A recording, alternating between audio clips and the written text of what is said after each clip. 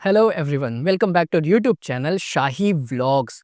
तो एक कॉमन सा डाउट होता है स्टूडेंट्स को ग्रेजुएशन करने के बाद कि आईटी फील्ड में कौन सा डोमेन चूज करें जिससे जल्दी जॉब लग जाए, जहां पे अपॉर्चुनिटीज ज़्यादा आती है। तो जाहिर सी बात है, अगर अपॉर्चुनिटीज ज़्यादा है तो जॉब लगने के चांसेस बढ़ जाते हैं।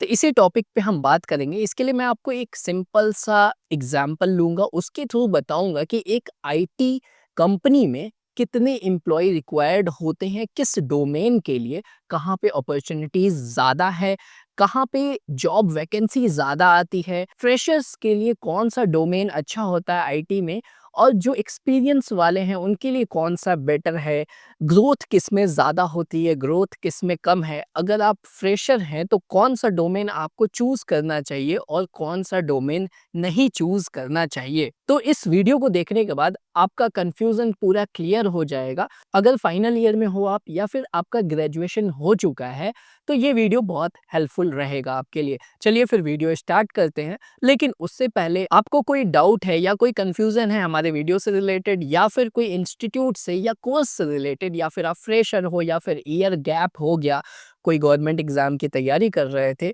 और ईयर गैप ज़्यादा हो गया, अब नहीं समझ में आ रहा है क्या करना चाहिए, तो उसके लिए आप हमसे डायरेक्टली कॉल पे बात कर सकते हैं। फ्री है, कोई चार्ज नहीं लगता। बहुत लोग पूछते हैं कि भैया कितना चार्ज लगता है, तो कोई चार्ज नहीं है, हम गाइडेंस देते हैं ताकि आपको हेल्प मिले उससे। तो करना आपको क्या है, आप हमारे डिस्क्रिप्शन में चले जाओ, वहाँ पे एक गूगल फॉर्म मिलेगा छोटा सा, उसको फिल कर दो। हम खुद ही आपको 1 से 2 दिन में कॉल करेंगे और जो भी डाउट होगा आपका क्लियर कर देंगे। साथ में वहाँ पे एक लिंक आपको व्हाट्सएप चैनल का मिलेगा हमारे, जहाँ हम डेली फ्रेशर्स के लिए जॉब अपॉर्चुनिटी पोस्ट करते हैं, वो भी डायरेक्टली कंपनी के ऑफिशियल वेबसाइट का। तो वहां से जब आप फिल करते हो तो आपके रिज्यूम सिलेक्शन का चांस थोड़ा बढ़ जाता है। अगर आपने हमारा चैनल अभी तक सब्सक्राइब नहीं किया है तो प्लीज सब्सक्राइब कर दीजिए। चलिए शुरू करते हैं। आज मैं एक मिड साइज आईटी कंपनी का एग्जांपल लेता हूं। एज्यूम करो कोई आईटी कंपनी है जिसमें 100 एम्प्लॉय हैं। 100 एम्प्लॉय मतलब एक मिड साइज कंपनी हो गया। अब हम देखते हैं इन 100 एम्प्लॉयज में कौन क्या करता है, किस डिपार्टमेंट में कितने एम्प्लॉय की रिक्वायरमेंट होती है, और टोटल कितने डिपार्टमेंट होते हैं एक आईटी कंपनी में। मैं जो परसेंटेज बताने जा रहा हूँ ये एक एवरेज मैंने निकाला है रिसर्च करके। तो कभी कभी किसी कंपनी में कोई कोई डिपार्टमेंट की रिक्वायरमेंट नहीं होती है, किसी किसी डिपार्टमेंट में ज़्यादा लोग भी हो जाते हैं। वो मैं आपको आगे बताऊंगा कि कहाँ पे किस हिसाब से डिफर करता है। जब हम बात कर रहे हैं आईटी कंपनी की तो सबसे बड़ा डिपार्टमेंट होगा सॉफ्टवेयर डेवलपमेंट का। अब हमने एग्जांपल लिया है 100 एम्प्लॉय की एक आईटी कंपनी है, तो उसमें सॉफ्टवेयर डेवलपर्स की रिक्वायरमेंट होगी 30 टू 35, मतलब 35% हो गया। सबसे बड़ा डिपार्टमेंट होता है ये, और सबसे ज्यादा अपॉर्चुनिटी डेवलपमेंट फील्ड की ही आती है। इसमें आ जाता है front end, back and, full stack developer, mobile app developer. अब एक कॉमन डाउट आ जाता है कि जब सॉफ्टवेयर डेवलपमेंट फील्ड में 4 डिपार्टमेंट हैं तो कौन सा करना बेस्ट रहेगा, फ्रंट एंड, बैक एंड, या जावा फुल स्टैक डेवलपमेंट, या फिर मोबाइल ऐप डेवलपमेंट। कंपनी जब भी हायर करती है तो वो ये सोच के हायर करती है कि अभी के टाइम ये प्रोजेक्ट, मान लो वहां पे उनको फ्रंट एंड का जरूरत है तो फ्रंट एंड का काम कर लेगा बंदा, लेकिन नेक्स्ट प्रोजेक्ट में उनको बैकएंड की ज्यादा जरूरत होगी तो उसी एम्प्लॉय को वो बैकएंड में भी काम करा सकते हैं।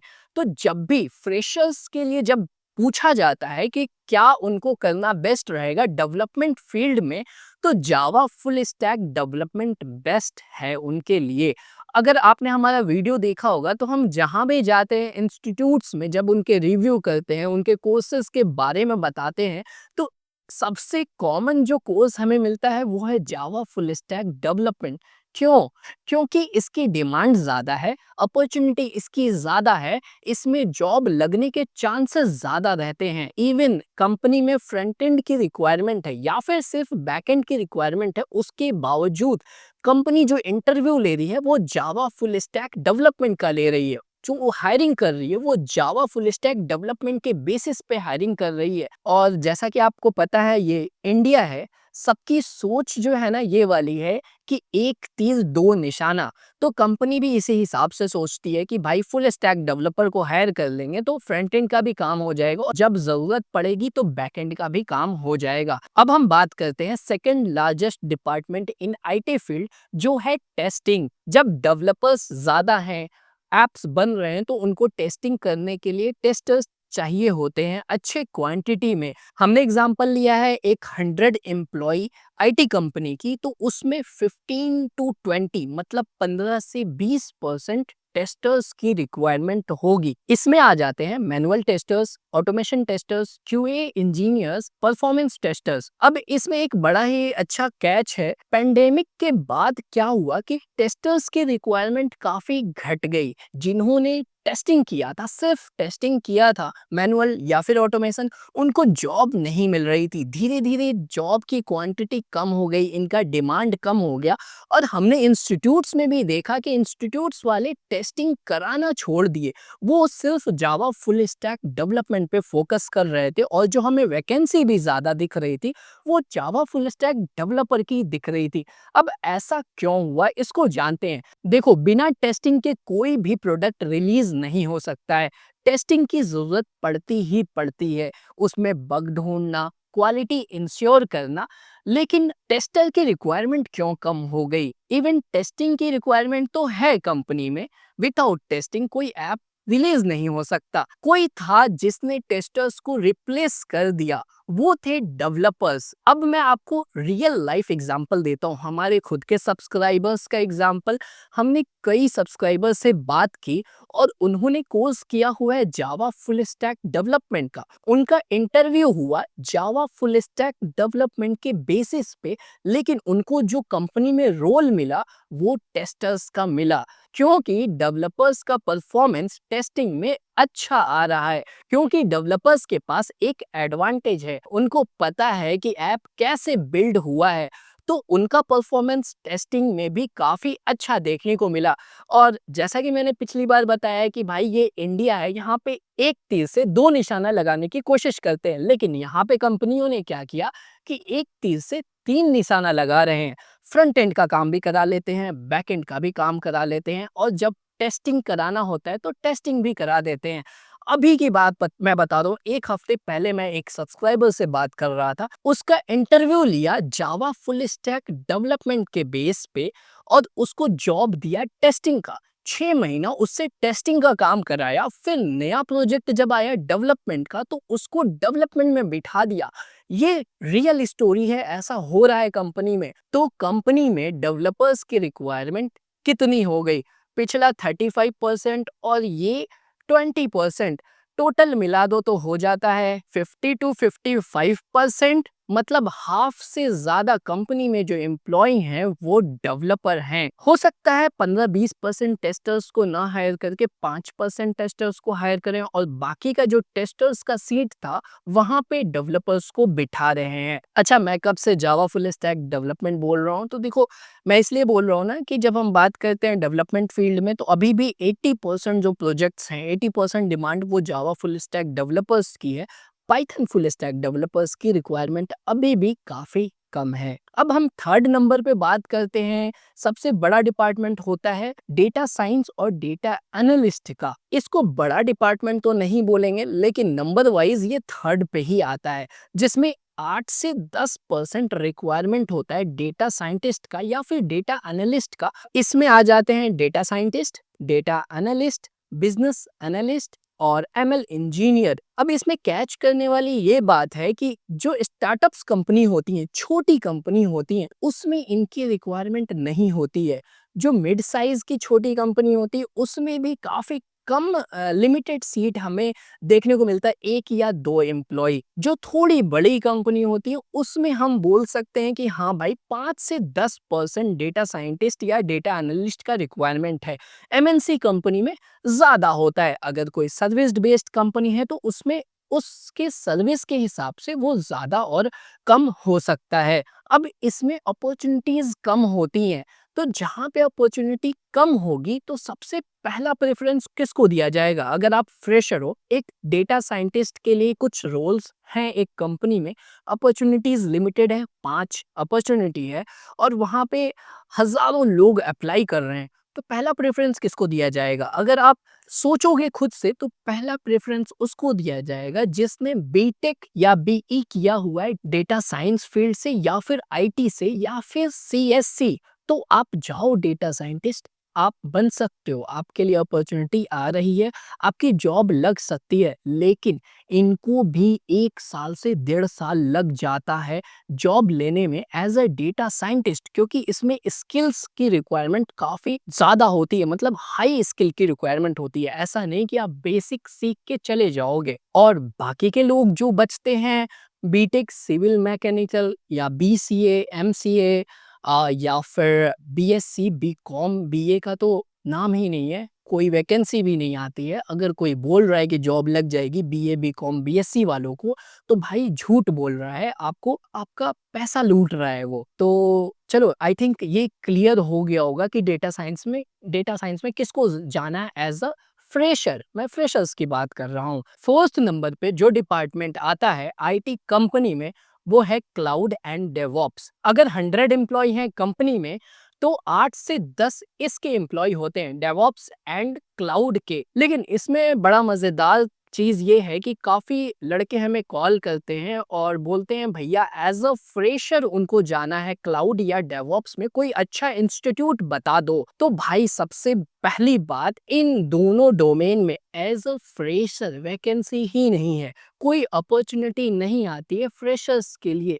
यहाँ पे रिक्वायरमेंट है सिर्फ और सिर्फ एक्सपीरियंस्ड का। अगर आपके पास डेवलपमेंट का या फिर ऑपरेशंस का 3 साल से ज्यादा का एक्सपीरियंस है, तब आप जा सकते हैं क्लाउड एंड डेवऑप्स में। आपकी रिक्वायरमेंट है, आप अप्लाई करेंगे, आपकी जॉब लग जाएगी, लेकिन not recommended for freshers. Fifth number पे आता है UI UX design. 5% to 8% employ की रिक्वायरमेंट होती है। इसमें आ जाते हैं UI UX designer, product designer and graphics designer. इसमें आपके बैकग्राउंड से उतना मतलब नहीं रहता है कि आपने क्या पढ़ाई की है, लेकिन आपके पोर्टफोलियो से मतलब रहता है कि आपने डिजाइन्स कितने किए हैं, आपके क्रिएटिव टेक्निकल डिजाइन्स कैसे हैं। उस बेसिस पे इसमें जा सकते हैं, जॉब लग सकती है, लेकिन अपॉर्चुनिटीज काफी कम देखने को मिलता है इसका। फिर 6th नंबर पे जिस डिपार्टमेंट की रिक्वायरमेंट होती है एक आईटी कंपनी में, वो है साइबर सिक्योरिटी।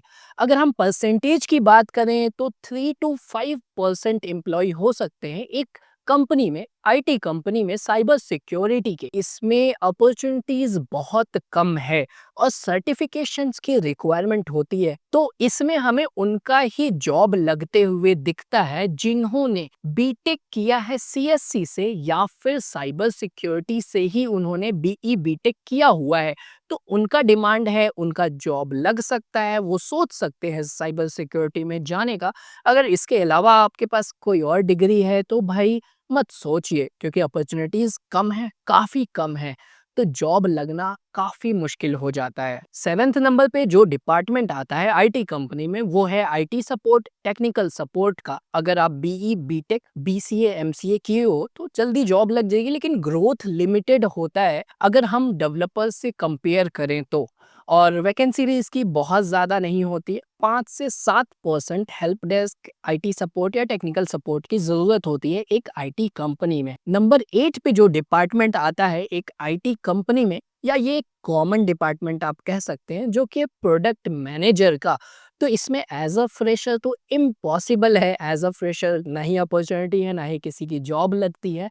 लेकिन 5 साल से ज्यादा का एक्सपीरियंस है तो आप प्रोडक्ट मैनेजर बन सकते हैं। फिर 9th नंबर पे जो डिपार्टमेंट आता है वो सेल्स एंड मार्केटिंग का आता है। तो ये एक नॉन टेक डिपार्टमेंट हो गया, लेकिन हाँ, इसमें जॉब हमेशा अवेलेबल रहती है और जॉब जल्दी भी लग जाती है। अगर हम एम्प्लॉयज की बात करें तो 5 to 8% एम्प्लॉय हो सकते हैं एक आईटी कंपनी में सेल्स एंड मार्केटिंग के। अगर आपने डिजिटल मार्केटिंग किया है, तो आप जा सकते हो, या फिर सेल्स का एक्सपीरियंस है तो भी आप जा सकते हो। 10th नंबर पे जो डिपार्टमेंट आता है वो एचआर और एडमिन का हो गया, जो कि एक नॉन टेक प्रोफाइल है। अगर आप टेक्निकल जॉब ढूंढ रहे हैं तो ये आपके लिए रिकमेंडेड नहीं है। एचआर और एडमिन की बात करें तो 2 से 3% हो सकते हैं उसमें। अगर छोटी कंपनी है तो एक ही एचआर काफ़ी है, बड़ी कंपनी है तो 2-3 एचआर हो सकते हैं। अगर हम इसको समराइज़ करें तो भाई, अगर आपको ग्रोथ चाहिए, जल्दी जॉब चाहिए, ज़्यादा अपॉर्च्युनिटी चाहिए तो डेवलपमेंट कर लो, और जल्दी फास्टेस्ट जॉब चाहिए तो आईटी सपोर्ट में जा सकते हो। बीटेक किया तो आराम से बहुत जल्दी जॉब लग जाती है आईटी सपोर्ट में।